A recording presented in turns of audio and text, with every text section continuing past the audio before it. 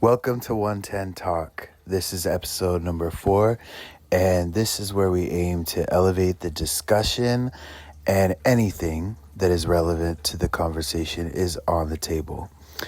And this is our first episode of it officially being summer.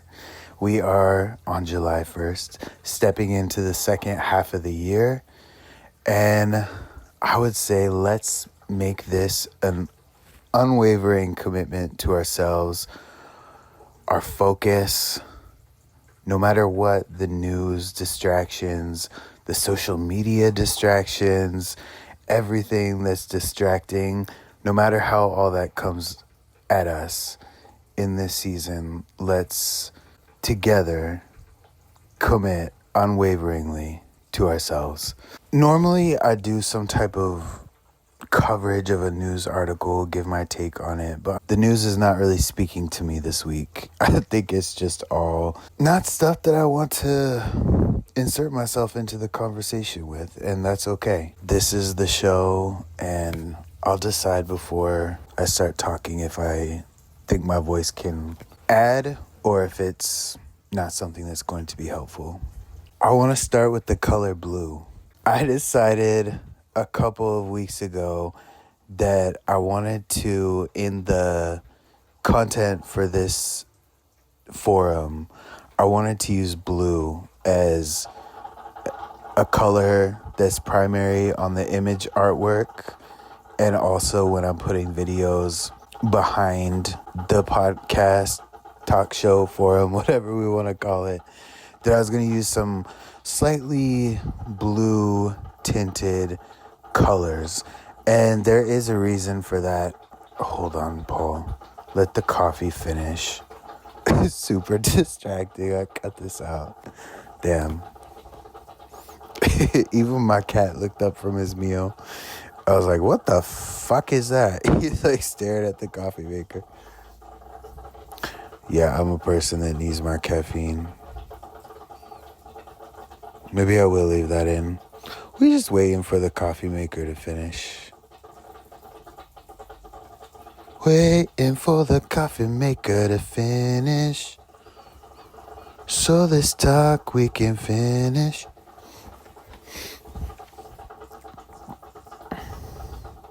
I don't know if I'ma keep this part in it. Alright, it's less loud now. So I don't know if I'm gonna leave in that last part. So, blue. The reason blue is because blue is associated with the throat chakra. And this is the chakra, really, where the heart and the mind come together in the voice. The throat chakra is the bridge between the heart and the mind, which includes the third eye and the crown. And words, as we know, have the power to give life, or they have the power to give death. They have the power to build peace, or they have the power to start war. I've decided to use the color blue in these beginning episodes. Really make sure that what I'm saying is what I want to put into the public record. In the last episode, I kept referencing some of my songs, and I was like, oh, but this is not a song promotion. This is not a song promotion. And I thought more about it, and then I said, you know what? Fuck it. This is a shameless plug. This is a song promotion because this is a part of me and what I work on every single week in terms of my craft and my art. So I have, in distributing these shows, figured out how to put chapters on it. So if the message is interesting but the songs are not, you can skip to the next chapter. But the songs are relevant because of the things that I'm putting into the discussion again. The blue throat chakra comes into play again with that.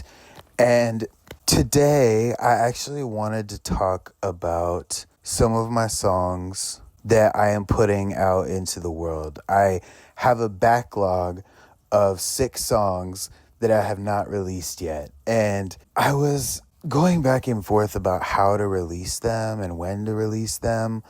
And I decided I'm just going to release them all so I can begin working on the next ones. And these songs are from a project that I'm calling The Dark Side of Songwriting.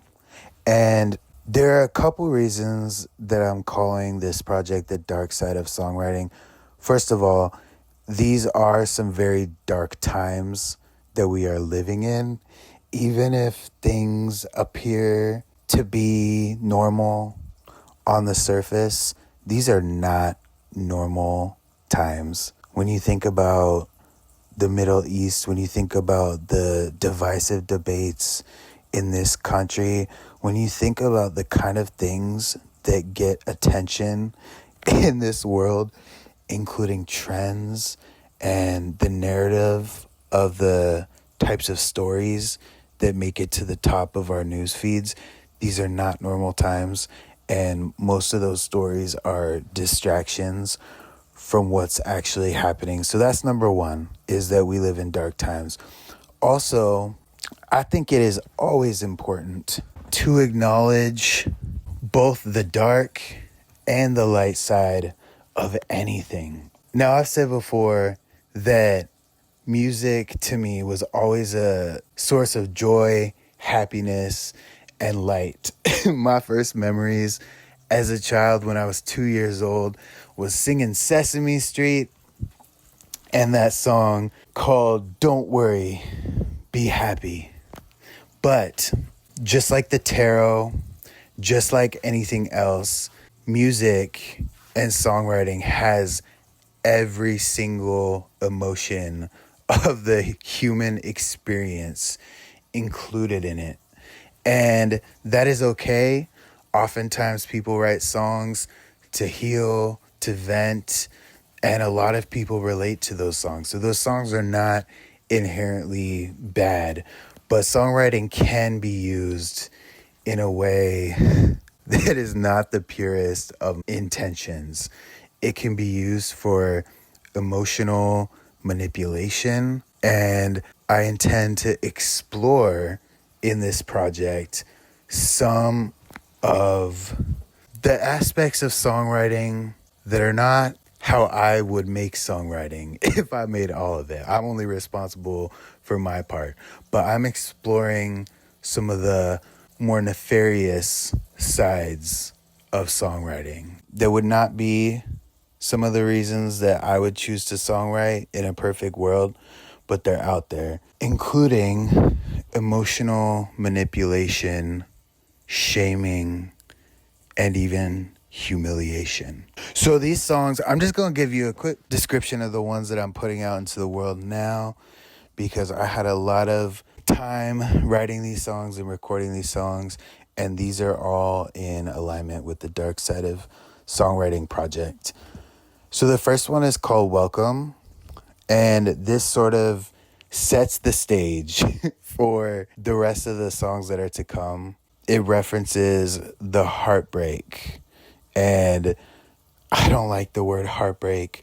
We'll call it heart shattering. No, that's kind of a heartbreak, and that lyric is in there. I always like to think of heartbreak, though, as heartache, because in the next song, which is called Believe It, I'm talking about, hey, let me remind you, we're still alive. So your heart can't be broken because it's still alive. So we can fix it. With Believe It, I am not sure whether to call it, I've been doing this research on it. I do not own the beat. It was originally a song by Beyonce called Why Don't You Love Me? And I basically took the instrumental and I used some of the melody, but I changed all of the lyrics. I don't know whether to call it a contrafactum, a cover, a sample, an interpolation, but it is not my beat at all, nor do I own the rights to even distribute it. So I'm thinking I might or I might not put this one in the stores, but I'll put it on my website for free because it really is kind of the light. It is the light. It is such an uplifting beat. It's a beautiful melody, and it's the light among all the darkness in some of the other songs. I've never been one for karaoke. I always said if I was going to sing a song, I was going to sing my own fucking song. I wasn't going to sing someone else's song.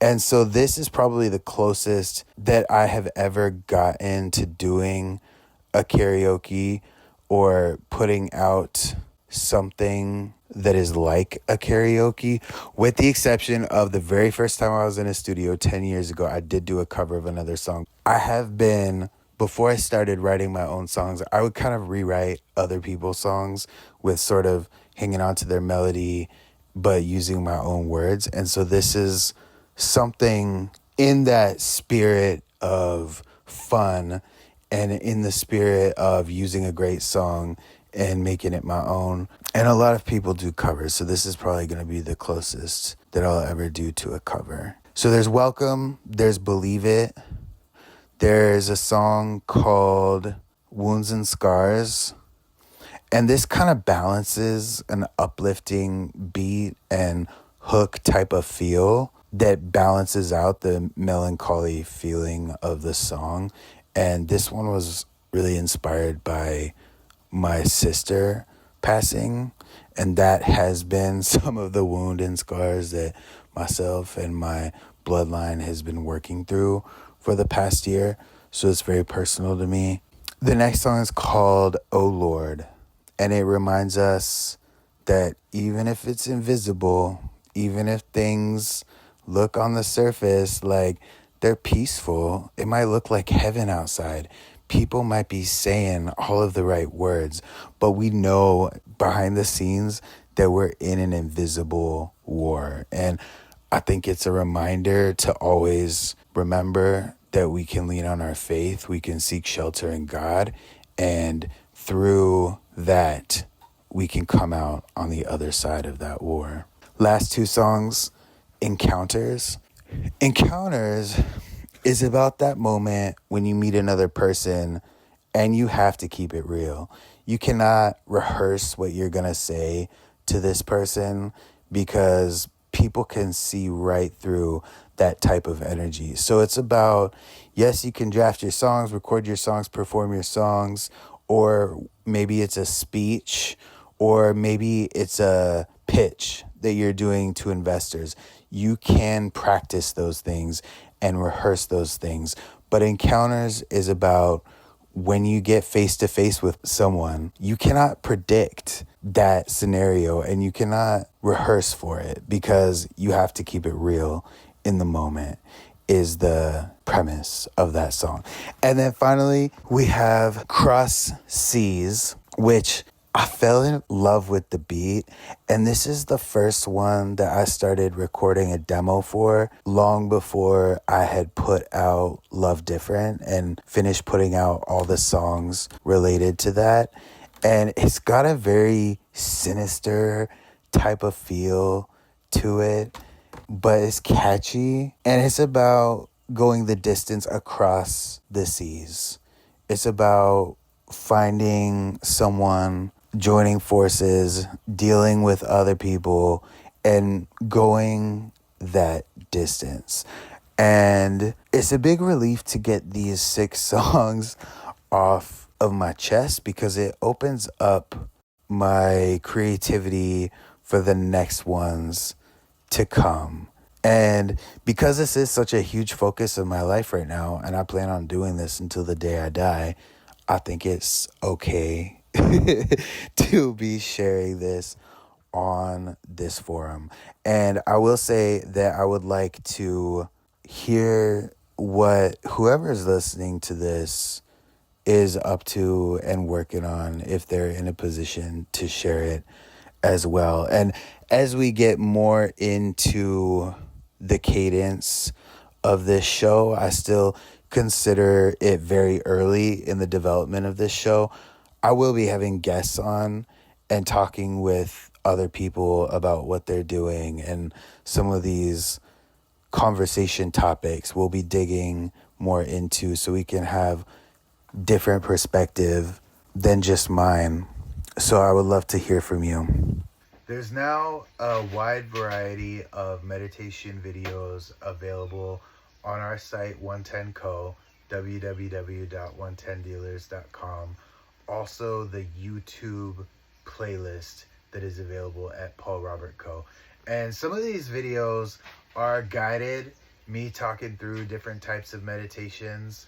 We have creative, we have delta, we have let's go on a journey and imagine something happening for us, manifestation type meditations that are guided, to a beautiful scene with some stunning nature sounds, birds, water, air, and mixtures of those two, combo, conflating the two. And I think sometimes it's really annoying to think about meditation. You're like, oh fuck, I have to go set aside time for this. This sounds like a nuisance, an inconvenience. And I definitely am there sometimes. I'm like, I don't want to do this right now. But there are simple things we can do and incorporate it into our daily life. One is watching YouTube videos. This can be before you sleep, while you sleep, if you're just relaxing in between work sprints. I just had a moment actually where I had a 3-hour phone call and then I needed to kind of just relax myself with some ambient sounds and some waves in the background. You also can do things like simple body scans. So it's like you're starting at your feet, you're noticing your feet, you're relaxing your feet, and you just sort of work your way up your body. The other thing that is helpful sometimes for me is breathing meditation. So it's just trying as much as you can to only focus on the breath and counting the breath. Other thoughts may come and go, and that's okay. You can be kind to yourself and notice those thoughts, but then you just gently let them go. And it's just very centering, especially if you've just been through some sort of traumatic situation, or even where you're just absorbing a lot of information and now you just need to focus on something else so you can reset your mind. I find that extremely helpful. There also, and I think I learned this one from Headspace, is activity meditation. So if you're biking, or if you're walking, or if you're making a cup of tea, it's about staying really focused on that action while you're doing it and appreciating the moment, noticing the steps, using all of our senses. What do we see? What do we feel? What do we touch? What do we hear? All of those different things, and just being very mindful of them can be helpful in the meditation practice. So it doesn't necessarily have to be something where you set aside so much time to do something. It can be incorporated into your daily life without even setting aside extra time for it. The one that I really do enjoy when I do set aside time for the meditation is chakra alignment, activating chakras, going through each part of my body that represents each chakra center and activating it and spending some time with it, putting one hand on my heart, putting my other hand where that chakra is located, visualizing the light that comes into that chakra, and really focusing, centering, and grounding myself. We're working on some more. We have some upcoming functionality of the site where I think it will open up people who are way better than I am at meditation to be guiding these things and to be sharing their experiences just like I am now. But I get that meditation sometimes can be an annoying thing to think about and it doesn't have to be the same time every day. I truly believe that humans were not designed to do the same thing every single day. I think we like to keep it interesting. We like to evolve. We like to mix up the schedule. So nobody's one way is right for another person necessarily at that moment in their life. I think we all can find interesting and new ways to meditate throughout what we're doing, throughout our days, and share when we find cool techniques that somebody else might take something from. So that's how I think about this. Many available on 110 dealers, many available on the YouTube channel, and we're going to continue building out the meditation practices as we build 110 Co. I want to end with the higher self section. I see each of our higher selves, myself included, as the part of us that is a little bit older, a little bit wiser, has seen a little bit more, and is connected to the divine, the higher power, God, the universe. This is the best version of ourselves. Sometimes I get in trouble for saying best, like it's a bad word. But this is the best version of ourselves that guides us in our decision making along our paths. And I want to pose just a few questions that we all can ponder. And I do this myself. I do this work myself. I don't just ask these questions or preach to people who are in alignment with my thinking. I ask these questions because I believe we all can benefit from doing the work that goes into answering these questions for ourselves. The questions are, what impact do you want to have on the world? There is no wrong answer. It can be anything. But whatever that thing is what needs to guide our decision making right now. Second question, what is standing between you and making that impact? Are there interim steps that we're missing? Is there mindsets that we still need to let go of in order to get there? Are there connections that we have to build? Are there rooms that we have to step in? Maybe there's nothing standing in the way between us and that impact. Maybe we are truly taking the right steps on our journeys, and that's okay too. But I think we got to be honest with ourselves and say, what is standing between us and that impact? Question number 3. What would your higher self thank you for doing today that you were planning to put off until tomorrow or sometime later? I actually ran into this today. I was going to put off the recording of this audio one more day. I was like, you know what? I really don't have an article that inspires me this week. I really don't feel like recording today. But I decided, no, we're going to do it. And we're going to continue to evolve this show, this talk forum, because this is definitely, along with the music, it's part of my path. And to delay it another day for no reason other than I'm not inspired is just not a valid excuse. And so I think when we can think about what do we want to move up, what are we putting off, what actually is good timing decision, I think that can help us move closer to making that impact. And then finally, the question is, I mentioned this, but this is really important. What do you still need to let go of? Right? Is there a person around you, physically or spiritually, who is holding you back? It doesn't mean that you lost love for that person, but do you need to let them go?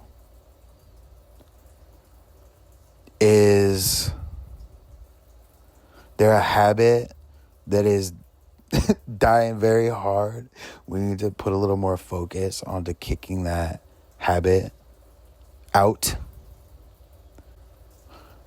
not just kicking the can down the road. I want to use one current example. So I read, and this is not even a fair comparison because this is not about someone's personal journey, but I read online again that TikTok in the United States, Trump just signed another executive order for we'll deal with it in 90 days. So he's basically kicking the TikTok problem down the road. He doesn't want to work on the solution. So it forever hangs over his head because he won't actually deal with the problem.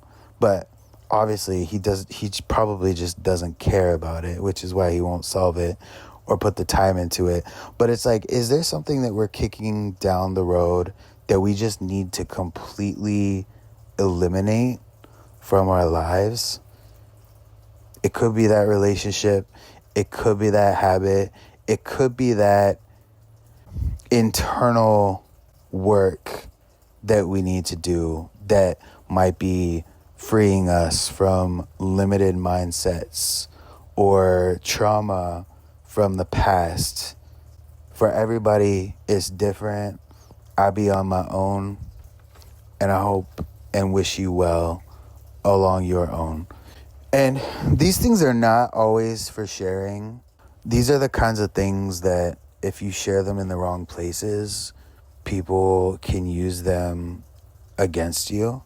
But these are the kind of questions that I use to guide myself and get recentered. And I think they're worth all of us asking ourselves. And I would love to learn about yours. So I said this in the last episode.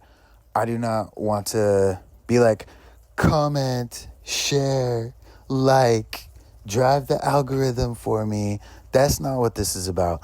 I truly would love to connect with you and learn about how your start to summer is going. I hope it's going well. Your creative projects that you're working on and pouring your heart and soul into, your meditation experiences, or how you channel your higher self to make new decisions. And so if you're interested in connecting with me, I would love to connect with you. My email is paul@110dealers.com. And again, this is not me telling you what to do. I hate it when people tell me what to do. But if you're doing the work like me and you want to connect with somebody about that journey, I would love to be part of it. And if I receive a message from you, even if I don't end up having you in on this forum or you don't want to join this forum, it will allow me to keep you in my thoughts and my prayers. So with that being said, I wish you love and light. I hope that your summer is starting off fun and clear in your head. And I wish you abundance, joy, and prosperity along this journey that we continue through 2025. And until next time, I hope you shine. Let me know how I can help you shine. Until next time, take care now.